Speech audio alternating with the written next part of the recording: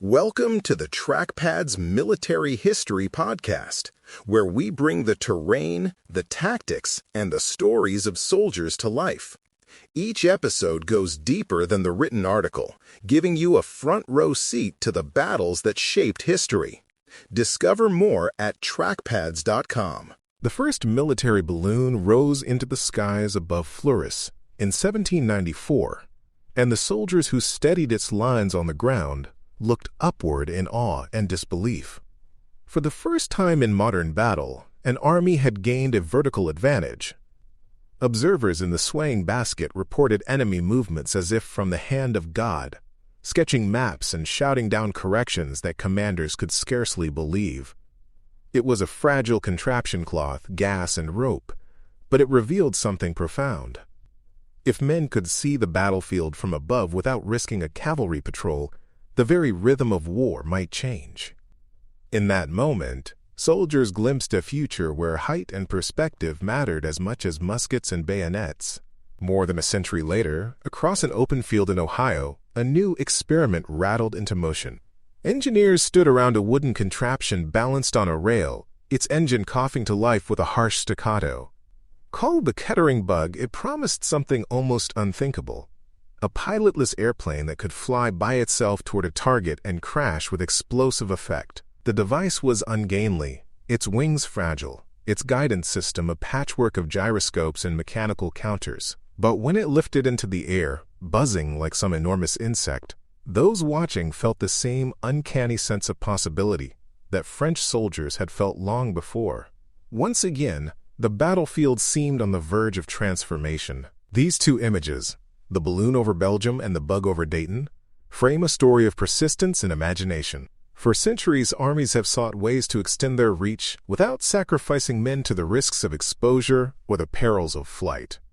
The tools may have changed from hydrogen to wood and later to silicon, but the impulse has always been the same: to see farther, strike harder, and protect the living through machines.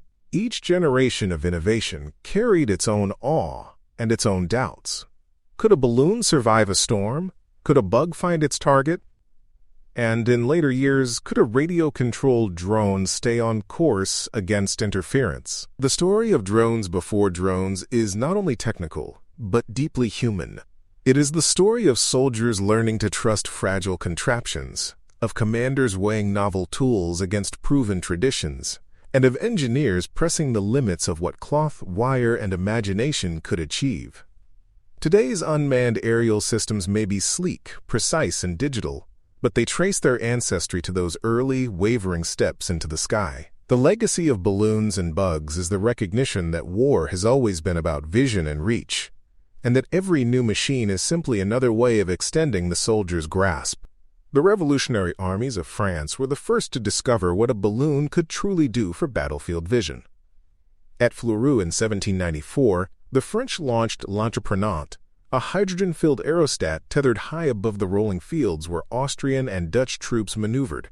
From its basket, officers and trained observers could watch entire brigades shift positions in near real time, noting formations and movements invisible to cavalry scouts below. Orders, once delayed by couriers or subject to guesswork, could now be drafted with fresher intelligence than ever before, reshaping the tempo of command. Soldiers in the ranks looked up at the looming gas bag as both reassurance and spectacle, while enemy troops viewed it with dread. For generals, it marked a startling evolution, the first inkling that vertical observation could become as decisive as cavalry charges or artillery fire, not through brute strength but through perspective. Yet every advantage was bound by tangible weaknesses. Balloons demanded enormous amounts of hydrogen, generated in cumbersome field laboratories that required wagons of sulfuric acid, iron filings, and water. The equipment creaked under its own complexity, forcing commanders to carefully plan launches around the geography of their campaign. Roads needed to be secure for heavy wagons, open fields chosen free of trees and obstacles, and weather calm enough to make the ascent worthwhile. A sudden squall could undo hours of preparation, dragging the balloon across hedgerows or snapping ropes under strain.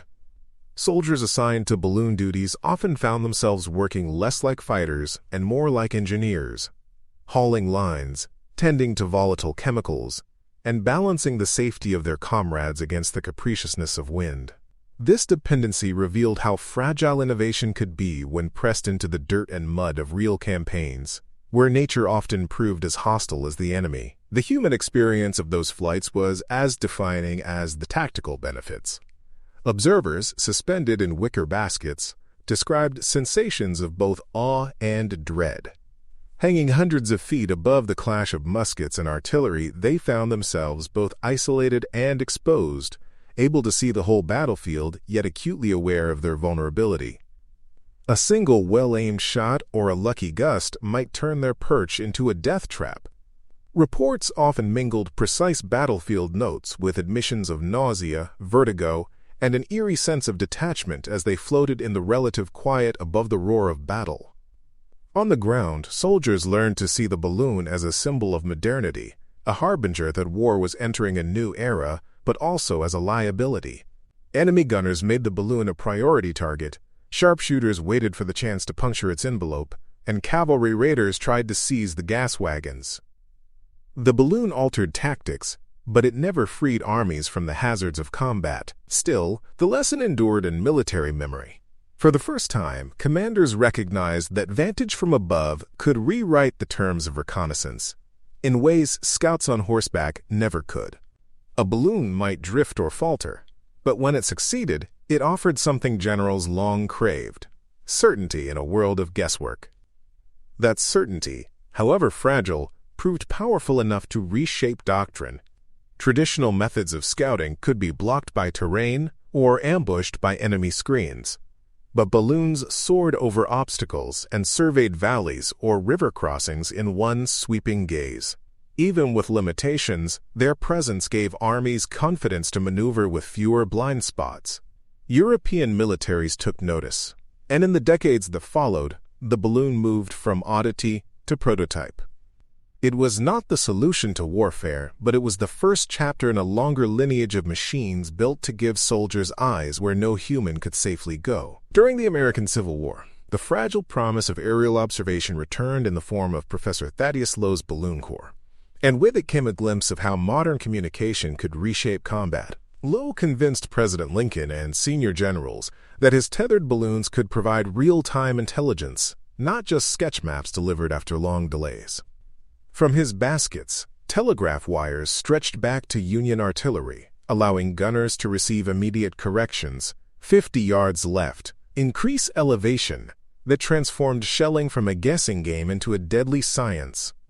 For Confederate soldiers suddenly pinned down by fire adjusted from the sky, the sensation was eerie and demoralizing. Their adversaries seemed to possess an eye in the heavens, one that stripped away the protection of smoke, trees, or cover.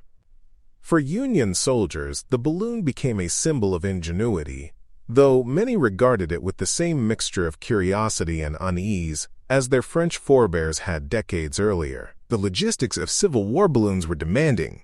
Hydrogen still required portable laboratories of acid, iron, and water transported by mule and wagon to forward positions. Winches and heavy ropes had to be secured in open fields where artillery could easily spot them. Wind became an unrelenting enemy, often jerking baskets violently or dragging balloons across treetops. Crews trained to haul and stabilize the aerostats became specialists in a new craft, more like sailors than soldiers, manning lines under fire and tending to hissing gas generators while shells burst nearby. Terrain dictated everything. Rolling hills might block sight lines, while forests concealed entire divisions beyond an observer's view. Each launch was a gamble against weather, visibility, and enemy guns, with the payoff measured in whether a general could trust the reports coming down the telegraph line. For the men in the baskets, the psychological strain was intense.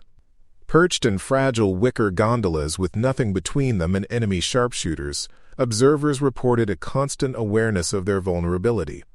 A single bullet might rip fabric, causing a slow and terrifying descent, or worse, a sudden uncontrolled drift into hostile territory. Many accounts described the sensation of being simultaneously omniscient and helpless, able to see the entire flow of battle, yet powerless to shield oneself from danger. Some found the experience exhilarating, a chance to participate in war from a godlike perspective. Others dreaded each ascent, aware that enemy marksmen and artillery crews watched for the moment the balloon lifted into view. This strange blend of empowerment and exposure defined the observer's experience, one that echoed through later generations of aerial reconnaissance. Not every Union general welcomed the balloons. Some considered them a novelty or distrusted Lowe's reports, preferring cavalry scouts who could fight if needed and return with written intelligence. The Balloon Corps also suffered from bureaucratic disputes, funding struggles, and clashes between Lowe and commanders who resisted the disruption of their routines.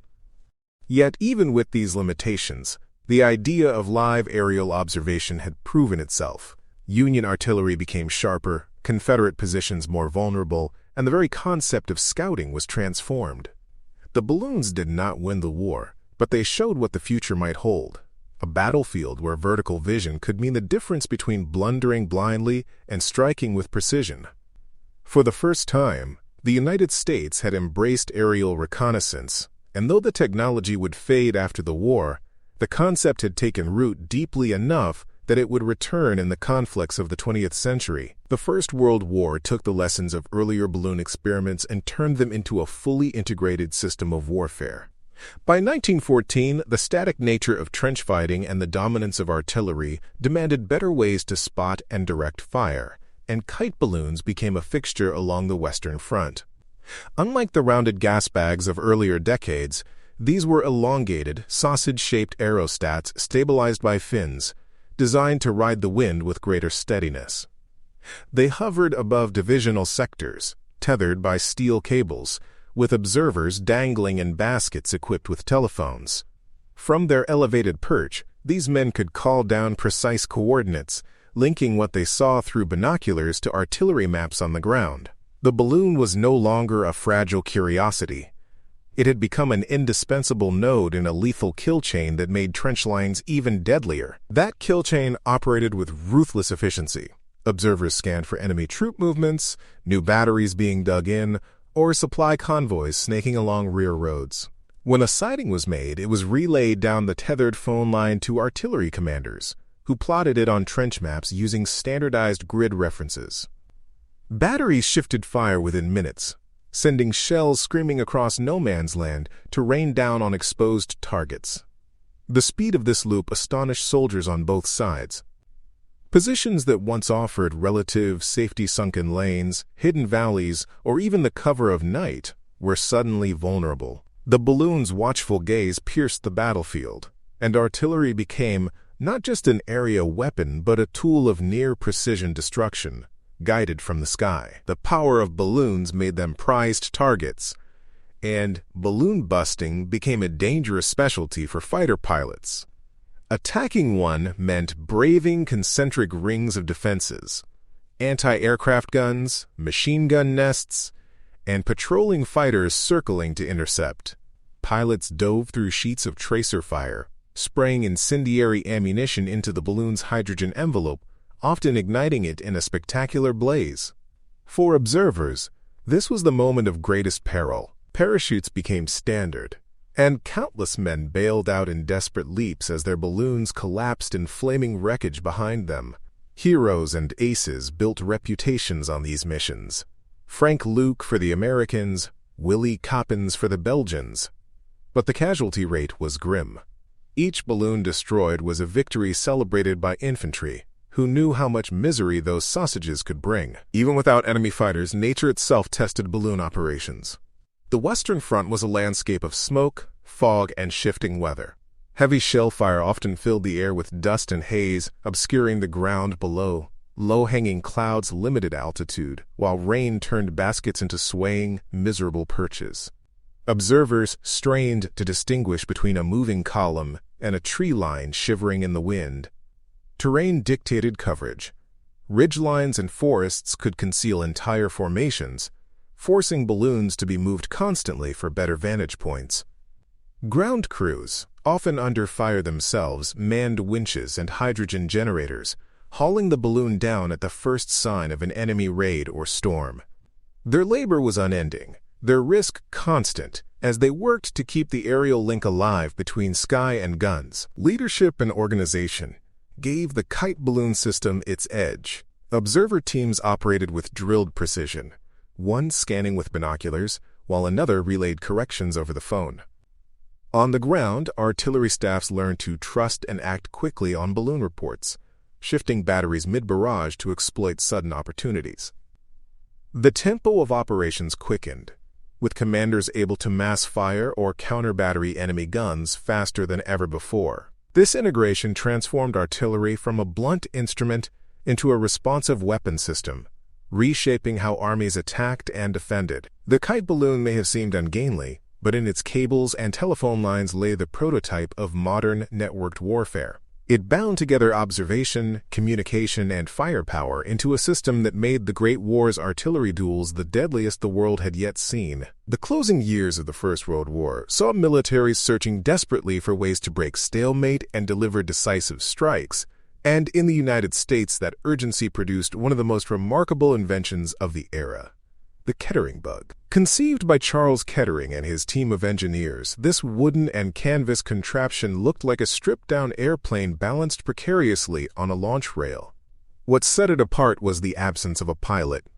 Instead, the Bug relied on a crude autopilot system that used Sperry gyroscopes, a barometric altimeter, and a mechanical revolution counter that measured propeller turns to estimate distance flown. When the counter reached its preset number, the engine shut off, and the Bug nosed into a dive with a 180-pound explosive payload. For soldiers and observers at testing grounds in Ohio, the sight of this automatic airplane was unsettling and awe-inspiring. A wooden machine buzzing into the sky without a human hand at the controls. The mechanics of operating the Bug revealed just how fragile early autonomy could be. Launch required a team of ground crewmen to prepare rails, adjust the gyroscopic stabilizers, and set the revolution counter for the intended range. Once released, the craft rattled forward, gathering speed until it lifted with a shudder into the air. For those watching below, it often wobbled uncertainly, buffeted by winds it could not anticipate or correct against with finesse. Sometimes it managed to track straight, buzzing toward the horizon. Other times a gust caught it broadside, sending it veering off course or crashing prematurely. Engineers noted how small variations in terrain and weather produced massive differences in performance. Yet every successful flight proved the concept. A pilotless craft could, in fact, be guided to a distant point and used as a weapon. The Army envisioned the Bug as a strategic, deep-strike tool capable of bypassing trenches and hitting depots, railway junctions, or massed reserves without risking pilots. The idea was bold, perhaps decades ahead of its time, but it collided with the hard realities of technology. Navigation drift was severe, reliability was poor, and controlling consistency across multiple flights proved elusive. In a battlefield where weather shifted hourly and terrain offered little forgiveness, commanders doubted whether such a device could be counted on. Before answers could be found, the armistice of November 1918 arrived, halting further trials and shelving the project. Kettering's invention became a historical footnote, a weapon that never entered combat but tantalized military thinkers with its possibilities. The dream of replacing manned bombers with expendable machines would have to wait for sturdier engines, better navigation, and a doctrine willing to embrace them. Even so, the Bug's legacy was unmistakable. Its gyroscopic controls fed directly into the development of later autopilots. The mechanical revolution counter foreshadowed the inertial navigation and programmed flight paths of cruise missiles. And its expendable nature introduced the concept of attritable airframes machines cheap enough to risk yet capable enough to matter. Just as importantly, it forced soldiers, engineers, and commanders alike to grapple with a new set of questions. Could they trust a weapon that flew itself? Could it deliver the same precision and reliability as a human pilot? Would reliance on such devices change the very calculus of courage and sacrifice in war? Though the Kettering Bug never struck German lines, it had already struck the imagination, planting seeds that would germinate decades later in the drone arsenals of a new century. Between the wars, the dream of pilotless flight survived not as a weapon, but as a training tool. Britain led the way with its Queen Bee, a radio-controlled biplane introduced in the 1930s to give anti-aircraft gunners moving, realistic targets. The name itself, playful yet fitting, would echo down the decades as drone, forever linking unmanned aircraft to the buzzing sound of a bee in flight. For British gunners who had previously practiced against towed sleeves or stationary dummies, the challenge of tracking and firing at a darting aircraft sharpened their skills immeasurably. The Queen Bee demonstrated that expendable machines could save lives in training and, indirectly, in combat. It also cemented the principle that unmanned flight did not need to prove itself in battle to have value. It could quietly become part of the daily routine of soldiers preparing for war. The United States soon adopted the idea, thanks in part to the efforts of Reginald Denny, a Hollywood actor turned aviation enthusiast. Denny's radioplane company produced thousands of small, twin-boomed drones that became the backbone of American gunnery training in the late 1930s and 1940s. These aircraft were rugged, relatively cheap, and designed to be shot down. On training ranges, anti-aircraft crews braced for the challenge of hitting something that moved and maneuvered like a real enemy plane. The crack of shells, the streaks of tracers, and the satisfaction of watching a radioplane tumble in smoke and debris gave soldiers confidence that they could do the same to enemy bombers. For the first time, the military treated drones not as oddities but as consumables tools to be produced, used, and destroyed in quantity. The technology, however, revealed its limitations. Radioplanes and their British cousins depended on line-of-sight radio control, meaning they could not venture far from operators. Control signals could be lost or distorted by terrain, interference, or even the quirks of radio propagation on a humid day. Failures were common. Drones spun into the ground, veered wildly out of range, or, on occasion, vanished over the horizon never to be recovered. To make the system work, militaries developed intricate choreography. Often, a manned aircraft would escort the drone into the target area, handing off control to ground operators who guided it into firing lanes. These exercises became as much about teamwork between manned and unmanned aircraft as they were about gunnery practice. In those moments, the outlines of future Doctrine's piloted aircraft directing drones were faintly visible. The radioplane factories themselves became symbols of industrial mobilization. In Southern California, assembly lines produced thousands of drones, staffed by young workers, many of them women filling roles vacated by men in uniform. Among them was a woman named Norma Jean Mortensen, later known to the world as Marilyn Monroe, discovered during a photo shoot at the plant. Her story, often retold, underscored how deeply drones had seeped into the fabric of wartime society. They were no longer rare inventions handled by eccentric engineers. They were everyday products, assembled like rifles or helmets, destined for gunnery ranges rather than battlefields. This mass production showed that drones had found their place, not yet as offensive weapons, but as expendable tools that trained men for the skies to come. The interwar and early World War II years proved something profound. Even when technology limited range and reliability, unmanned aircraft could serve vital purposes. They built competence, saved pilots for real missions, and forced gunners to engage targets that fought back, if only in practice. By the time global conflict erupted in 1939, militaries on both sides had integrated drones into their training culture. These were not the drones of modern combat, but their significance lay in acceptance. For the first time, soldiers and commanders alike assumed drones had a permanent place in military life. They were no longer questions of if or why, but of how many and how soon. That mindset laid the groundwork for the leap from training tools to combat weapons in the crucible of World War II. World War II and the Cold War saw the evolution of unmanned weapons, from crude glide bombs into sophisticated reconnaissance drones, and that sweep reads like a lesson in ambition colliding with countermeasures. Germany first turned pilotless guidance into lethal practice with weapons such as the HS-293 and the Fritz X radio-steered glide bombs launched from bombers to strike ships and harden targets. Operators watched and guided these weapons by line-of-sight radio, correcting their flight as they fell toward targets. The effect on Allied convoys was immediate and terrifying. Sailors learned quickly that these were not the dumb bombs of old but guided missiles that could be steered around evasive maneuvers. The response was equally swift: jamming, aggressive maneuvering, layered anti-aircraft barrages, and tactical changes to formation and escort doctrine. The duel became emblematic of a new truth. Any gain in reach invited an immediate and costly adaptation from the defender. The glide bomb era exposed the brutal arithmetic of emissions and defenses.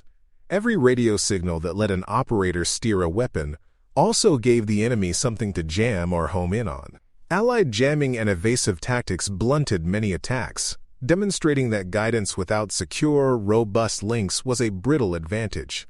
Yet those early systems proved an idea: that a weapon could be guided remotely to increase accuracy and lessen the need for piloted, attritable sorties. At the same time, the human workload shifted.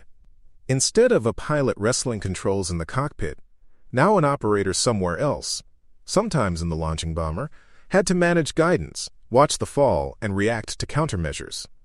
The mental strain of that task, especially while under fire or in cramped control stations, became part of the unmanned cost that technology did not erase. American experiments followed, and some approached what we would now call remote piloting. The Navy's TDR-1 project fitted assault drones with television cameras that transmitted live images back to a control aircraft. An operator would guide the drone toward a target by watching a small, grainy screen.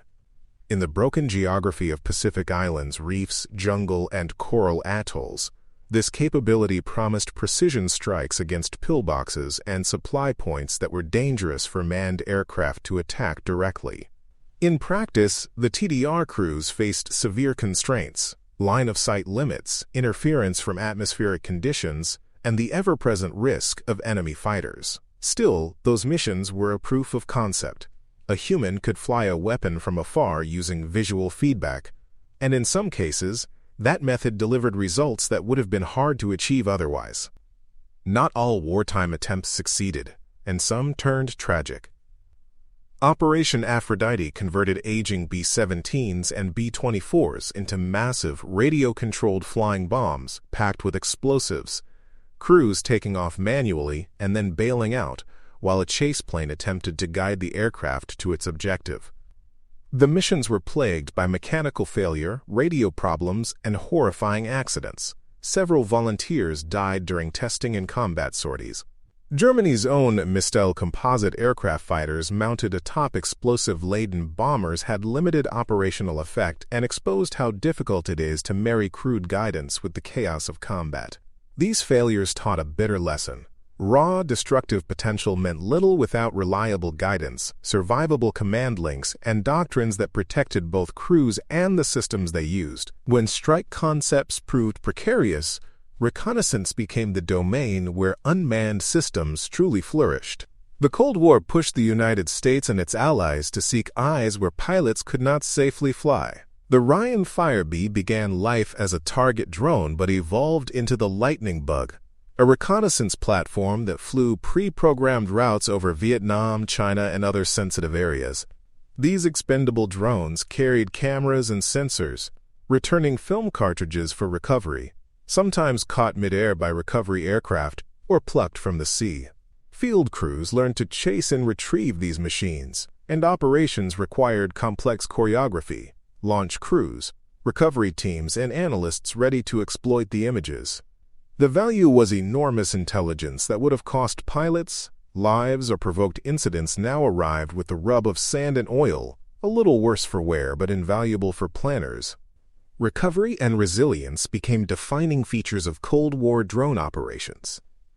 Mid-air captures, where a recovery plane snagged a parachuting film canister or clipped a descending drone reed like circus acts, requiring timing, skill, and stubborn crews. When retrieval failed, the sea became a hungry grave. Salvage teams raced to recover frames, cameras, and film before currents or enemy patrols claimed them. At the same time, air defenses matured. Radar networks, surface-to-air missiles, and electronic warfare increasingly threatened drone corridors. The move toward higher speed and altitude exemplified by projects like the ramjet-powered Lockheed D-21 was driven by the desire to outrun defenses. The D-21, launched from modified carriers or B-52s and intended to photograph denied territory at several times the speed of sound, proved expensive and accident-prone, but it showed how far engineers would go to preserve reconnaissance capability. Across World War II and the Cold War, two consistent themes emerge. Unmanned systems offer the promise of reach and reduced human risk, but they also demanded new forms of logistics, human skill, and doctrinal adaptation. Operators, recovery crews, and analysts formed an ecosystem around machines that were, by design, expendable, yet operationally precious. Every technical advance, better radios, TV feeds, ramjets, came with a counterforce in jamming, interception, and retrieval difficulty. The net result was a steady professionalization of unmanned operations. What began as improvisation matured into units, procedures, and cultures that treated drones as integral tools of war. By the time the Cold War reached its high tension, unmanned aerial systems were no longer curiosities. They were indispensable instruments in the contest of intelligence, strike, and technological one-upmanship. From the windswept fields of revolutionary France to the high-speed experiments of the Cold War, the lineage of drones reveals a persistent truth. Militaries have always sought to see farther and strike harder without exposing their people to unnecessary risk. Each era produced its own fragile but groundbreaking answers. Balloons filled with volatile gas, wooden bugs that buzzed toward their targets on preset courses, radio-controlled targets that danced across gunnery ranges, and jet-powered reconnaissance drones that skimmed hostile skies. None were perfect. All were limited by the physics of wind, the flaws of machinery, and the resistance of skeptical commanders. Yet each machine left an imprint, moving the idea of unmanned flight from improbable novelty to accepted reality. The common threads across centuries are striking. Weather and terrain remained as much adversaries as enemy soldiers. Operators and observers lived with exposure and uncertainty, whether swaying in wicker baskets or hunched over flickering TV screens.